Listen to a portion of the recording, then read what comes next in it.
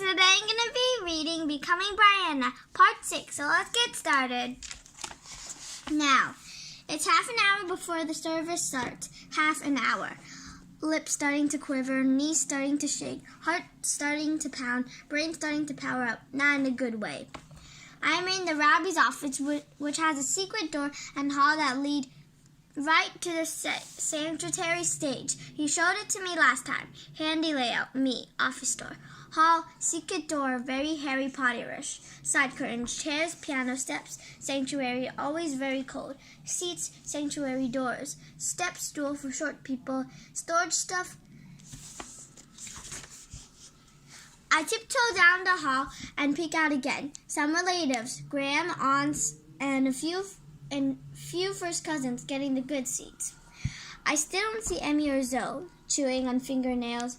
I do see Mom and Dad. They finally stopped arguing. Guess my aunts put them in their corners. Rabbi Nonchung still isn't here. I return to his office and sit like a frozen statue. Block of ice. Could be nerves. Could be the overused air conditioning. Where is he? Maybe he got sick. Maybe I have to cancel this whole thing. The clock ticks. Only 15 minutes to go. I go and peek out again. Thickened crowd, but still no BFF. Gah! Rats. Too good to be true. Rabbi. Ready as I'll ever be. 2 months ago. I'm sitting at the kitchen table at my dad's trying to tackle my bat mitzvah speech. I'm purposely doing it here because I need to get away from my mom who continues to drive me batty. Blah, Hebrew, yeah, to practice. Sign-in board, party flavors, yarmulkes, pay tutor, actual bat mitzvah folder. Categorized and subcategorized. Come on, hon, pick one. The blue, the pink, the multicolor. Invitation samples. Gah! It's been a rough month. Em and I still aren't talking. She's always hanging out with Sour. By the way, doesn't she have any other friends? Every time I think about making up a family, I either see them together or think about them doing the same stuff we used to. Making up cafeteria games, trade agenda.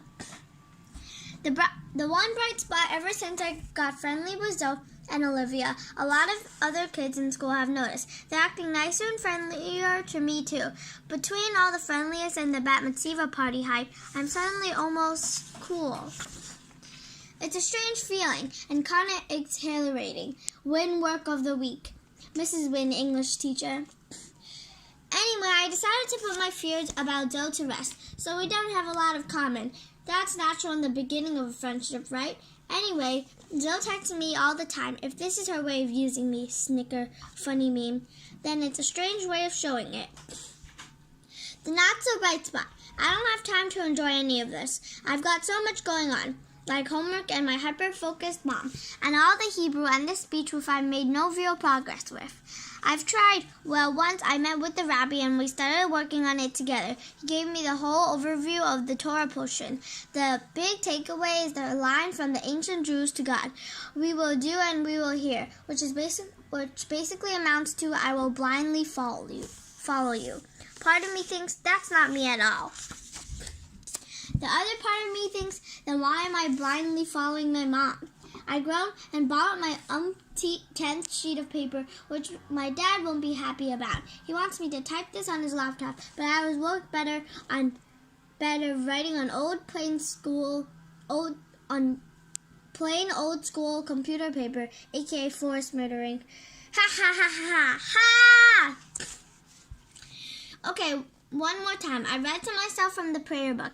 It contains many, many, many paragraphs about thunder, lightning, dense clouds, smoke, blast of horns, and mountain trembling.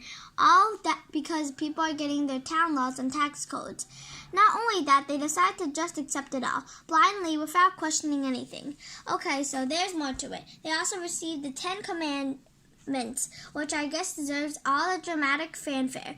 Those are the biggies, the huge moral codes. Do not kill, blah, blah, blah. But even some of those I've already broken, so how can I get on board with them? Taking God's name in vain, honoring your mom and dad, keeping the Sabbath. Making progress, I see. Flop. I I'm so proud of you, kid. Why? I can barely read Hebrew. I'm stuck on the speech and I'm questioning everything. That's why I'm proud. You may have committed to this, but you're not one to just blindly follow along without questioning why. Blindly follow? Huh? Never mind. Ha ha ha. Dad? Yeah? I start to ask if he thinks this whole thing is a good idea, but I changed my mind. I don't know if I want to know the answer. It's too late anyway. I'm committed.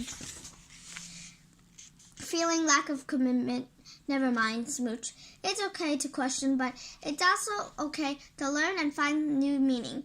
In fact, maybe I should too. Need help? Nah, maybe later. I'm gonna take a break. Gonna watch TV, play video games. I'm gonna do my science homework. That's thermodynamics. Now that's relaxing. Now, Rabbi Nudgedunk whistling sounds familiar. I recognize it as a Cardi B song. I laugh.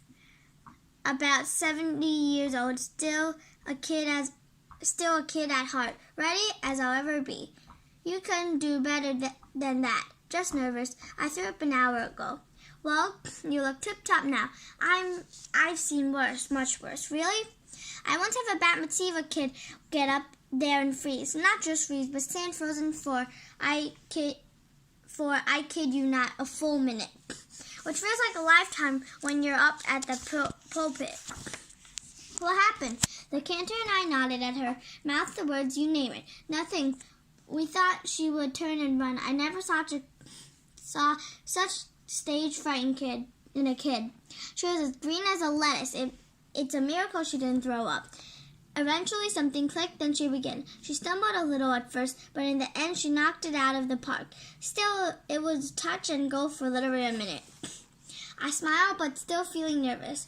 Unconvincing smile. The rabbi does something unexpected. He takes out his phone. Selfie time, huh?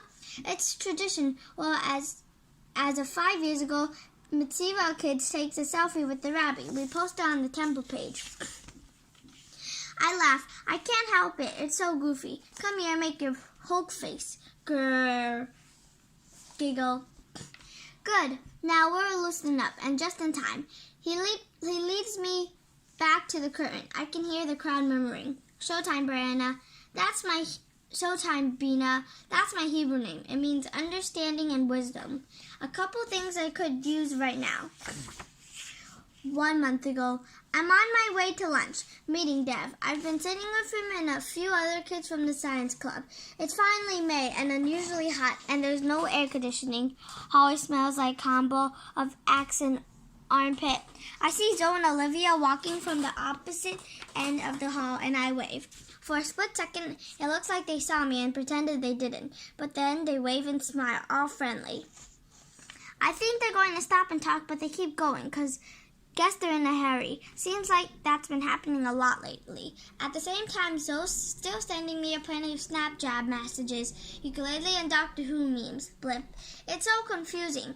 I invited her and Olivia to the bat mitzvah. When Zoe got the invite, she texted me this. At first, it made me happy that she was so excited. She kept asking me questions. What should I wear? Who's going? What kind of food? Will there be a lot of kids? Are your boy cousins cute?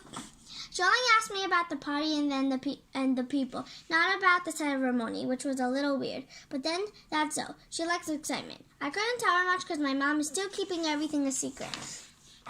Stop, top secret, no entry. That means you, Bree.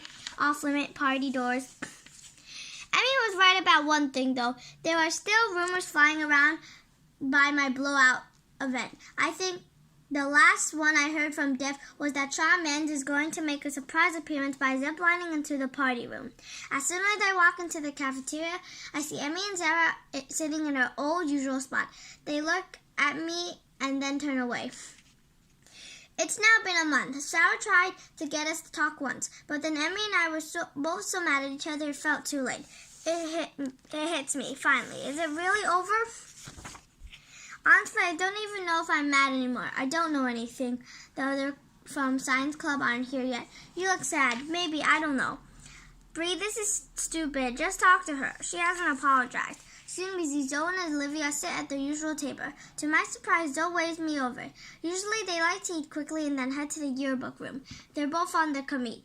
They also hate the cafeteria. I wonder why. Meatballs, exploded soda dripping from ceiling. Be right back.